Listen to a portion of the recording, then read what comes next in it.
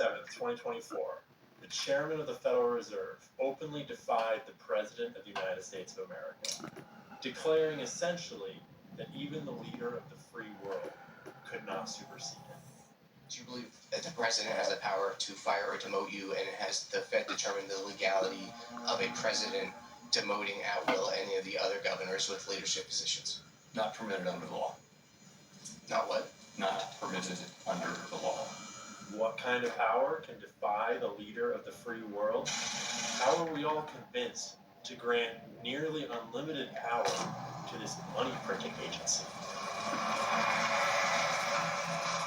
So what is the Federal Reserve, and how has it driven us towards 100 years of inequality, wars, and a $36 trillion debt bubble that's ready to burst at any moment? To understand this, we're going to need to go 110 years back to a secret meeting that was held on a private island off the coast of Georgia.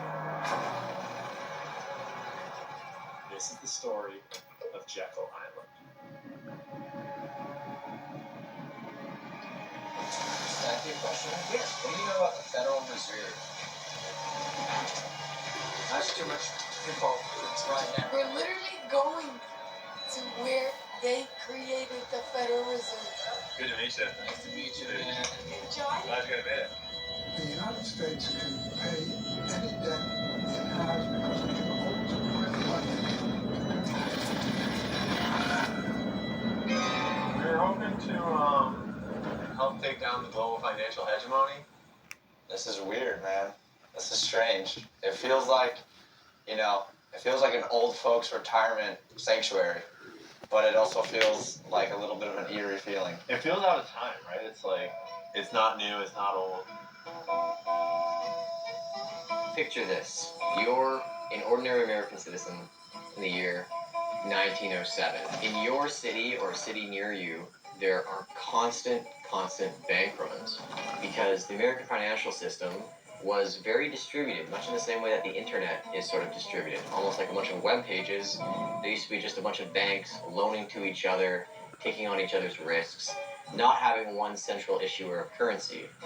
If you went from California to Florida or California to New York back in the 1800s and the 1900s, they would have a separate different currency. At one point, there were 30,000 currencies across all the United States. That's like almost more than the amount of shitcoins in the crypto space. The first three attempts before the Federal Reserve, we had the Bank of North America, which was going to be Canada and the United States. That was the first central bank.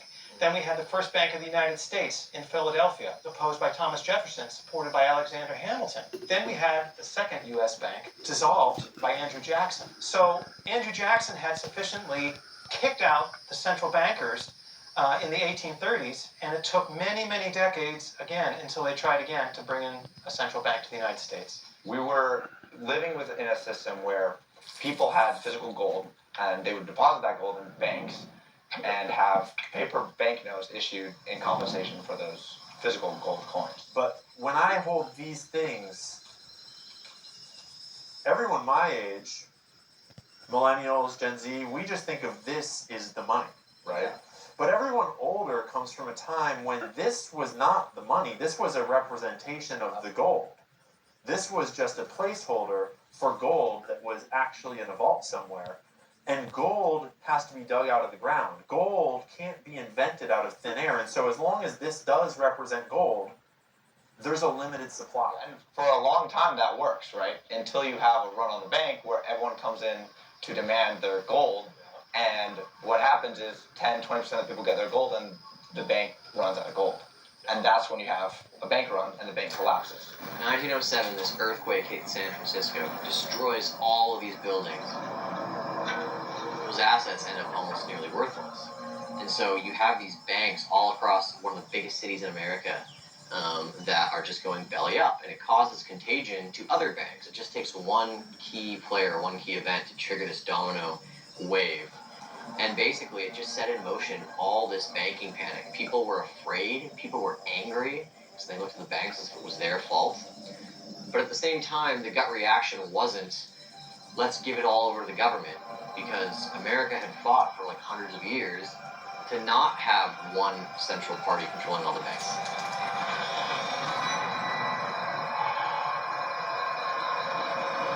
The American banking system was collapsing in real time from coast to coast, but instead of letting it crumble, distribute, and rebuild, 7 key players saw an opportunity to overhaul the entire system. Charles Norton, President of the First National Bank of New York. Frank Vanderlyn, President of National City Bank. Henry P. Davison, Senior Partner and Confidant of J.P. Morgan. A. P.I. Andrew, Harvard Economics Professor and Assistant Secretary of the United States Treasury Department. Benjamin Strong Jr., Vice President of the Bankers Trust Company. Paul Warburg, a German-born financier and descendant of the Warburg banking dynasty. And finally, Senator Nelson Aldrich, a U.S. Senator from Rhode Island, Chairman of the National Monetary Commission. So Aldrich is a general in the Civil War, right? But then after the Civil War, he gets into politics eventually. The Panic of 1907 happens. He gets appointed to a special panel. He creates the National Monetary Commission, whose sole purpose is to study the 1907 banking crisis and then to create, potentially a solution. The U.S. banking system is not sufficiently centralized. There's too much risk and too many panics that, frequently cause these banks to collapse. He winds up creating this Aldrich plan, which essentially evolved directly into creating the Federal Reserve. They organized this meeting here at Jekyll Island, first in New Jersey in November of 1910. And they came here and held one of the most secret meetings of all time. The only person who knew who was involved in the meeting was J.P. Morgan, because he is the one who provided them the Federal Reserve room. And all 6 of them wanted a way to come to Jekyll Island, but without being seen together. Because at the time, if any journalist found them together, it would raise some flags. Because nobody at the time wanted a central bank. And any reporter who asked, they just said, we're going down to southern Georgia for duck hunting. No big deal. Either duck hunting, getting away for the winter. So these 6 men all embarked on this journey to go from New York to Jekyll Island, which was around a 2-day trip. 2 of them changed their name completely, and all of them were instructed to use their first names. And these 6 men essentially worked together for an entire weekend. They created this plan to create reserve banks, and each reserve bank will create and issue a centralized currency that will become, the currency of the United States, the sole currency of the United States, eliminating the ability of individual banks to issue their own notes. The goals of the Aldrich Plan were to essentially create a central bank without calling it a central bank. So they did everything in their power to obfuscate it, to use different language, to try and distance themselves from this idea of one lending party that most of the public feared would end up basically absorbing every piece of capital and siphoning off all the productive wealth of the economy. The problem with the original Aldrich Plan is that it was overtly too pro-banking. The Democrats were anti-centralized banking, shot it down, and so what they did is they modified it in several different ways. One of the ways they modified it was creating, the Federal Reserve Board of Governors, who would reside in Washington, D.C., and were appointed by the President and confirmed by the Senate. Now, the interesting thing that they built into, the new Federal Reserve System was that Board of Governors actually wouldn't have direct control over monetary policy. The one that would have that control was the New York Fed, the most influential of all the 12 Federal Reserve banks. So they got President Wilson to sign the bill, and after, their main priority was we're gonna have him sign it, and then we will alter the rules once it is signed. Saying the word bank was it was a 4-letter word. So that's why the Federal Reserve is not called a bank. They wanted to make it seem like it came from the government, so they called it federal. They wanted to make it seem like they actually had some assets, so they called it a reserve. It's neither federal and it's not a reserve. But what I don't understand is how were they able to get away for so long? Because today we see those banks and people trust those banks with their lives, which is funny to see that sort of shift from going to fearing central banking to loving them and being like a ride or die for the banks. I think that's a testament to how successful this original meeting on Jekyll Island was in 1910. To go from an era where people distrusted banks to 114 years later, they completely trust banks and they don't have any understanding as to why they should distrust banks. We have an independent central bank that has served us well. We need to do our work in a way that's outside the political process to the maximum extent possible. The Federal Reserve is an independent agency, and that means basically that there is no other agency of government which can overrule actions that we take. So, with all you know about the founding of the Federal Reserve, how do you feel about them today? I plead the fifth. The education has been complete and total, and I think if you could bring back to life the 6 members of the Jekyll Island meeting, I think they would be wildly impressed with how successful their project was 114 years later.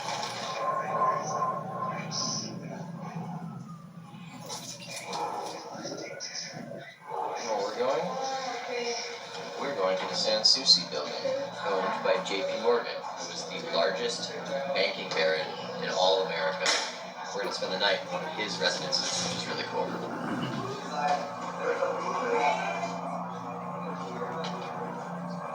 So you can have private conversations about how you're going to slice the world. Scheme about how to force all the other banks to buy into your bank and Hop out the window and escape after banging your friend's wife.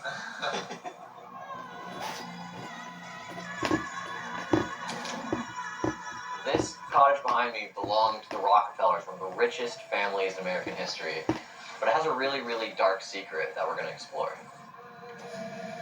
We are at Indian Mound Cottage, also known as the Rockefeller Cottage. Yes, those Rockefellers. Now, why is this place called the Indian Mound Cottage?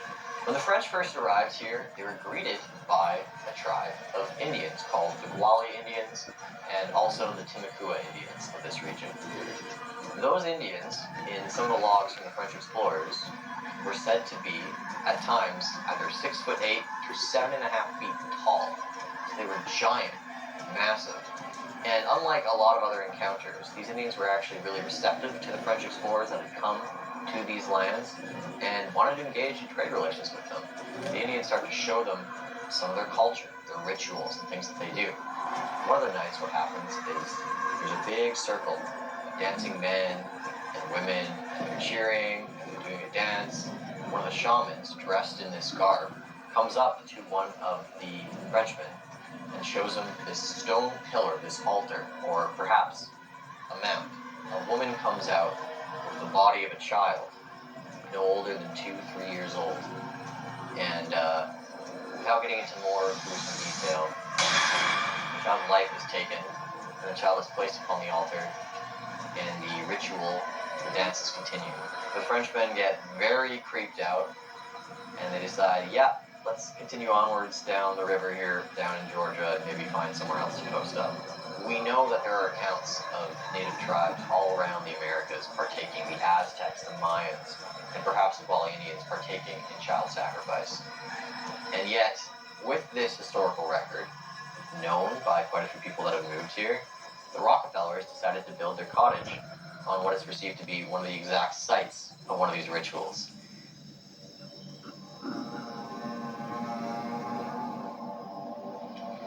I feel, since I live on an island, I feel that being on an island, you can get away with so much. And that's something that is super underrated because nobody talks about it. Yeah, you're kind of right. Like, some of the most heinous crimes, secret meetings, like, terrible things have all happened on islands, like Guantanamo Bay in Cuba, Alcatraz, Epstein Island, the Federal Reserve. The meeting on Jekyll Island went completely unknown to the public for 5 years after it occurred, without much fanfare. One of Jekyll's secret collaborators, Frank Vanderlip, wrote an article for the Saturday Evening Post admitting to the events that had taken place. Several other participants confessed details shortly after. But by that time, the American public no longer cared. They were embroiled in the First World War, the first war funded by central bankers both from the East and the West, and the first that could foreshadow a century of war untethered from the restraints of the banking systems of the past.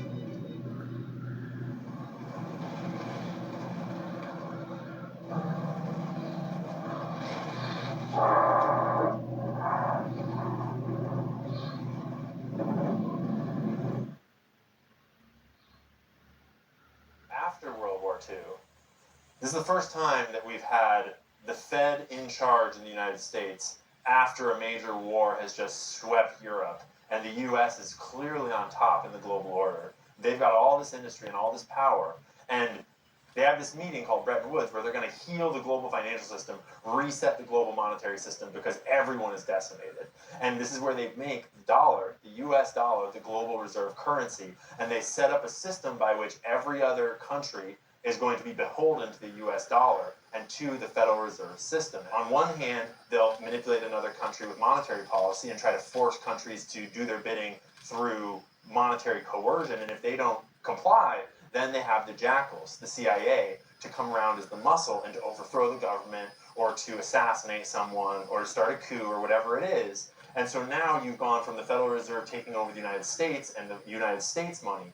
And then after World War II, the whole global monetary system needs to be rebuilt, and they rebuild it in the Fed's image using the American dollar while founding the covert military force, essentially, that is going to enforce that dollar supremacy all around the world. After World War II, we see the expansion of this dollar system.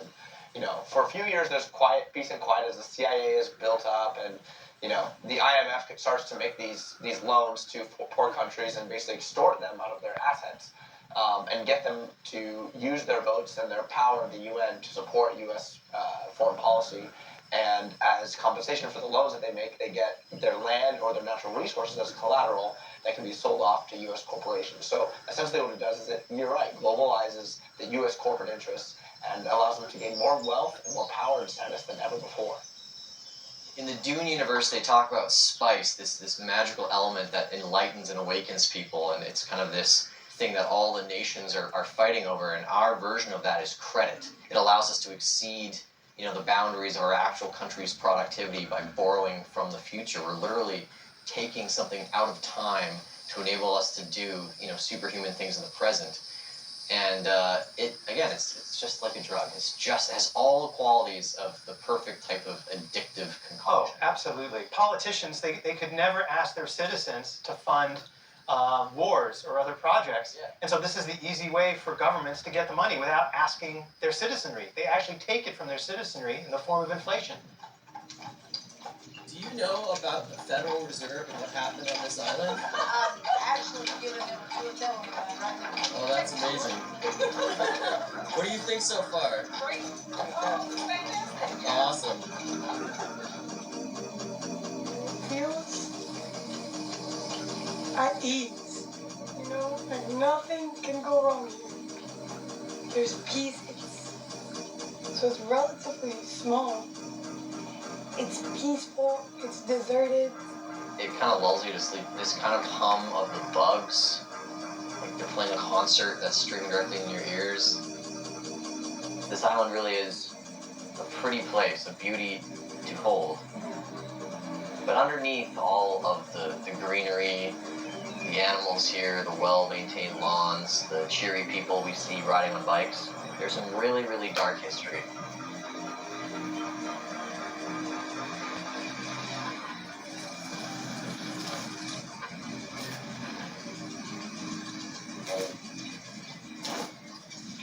Is that tax money that the Fed is spending? It's not tax money. The banks have accounts with the Fed, much the same way that you have an account in a commercial bank. So to lend to a bank, we simply use the computer to mark up the size of the account that they have with the Fed.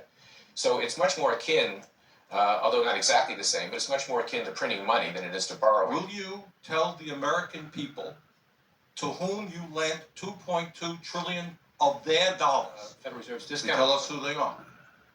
No, because the reason that... And Ben Bernanke, in a statement at a Wall Street dinner, said in front of everyone, he said, we now know that the Fed was responsible for the 1930s Great Depression. He said, we're sorry, and promise it won't happen again. Yeah. So he knew. And again, Ben Bernanke was a student of the Great Depression, right? His dissertation, his PhD thesis was on the Great Depression. He studied it his entire life. And he understood that the Fed was the sole, one of the sole contributors to the destruction and the loss of life and the economic catastrophe that was the Great Depression.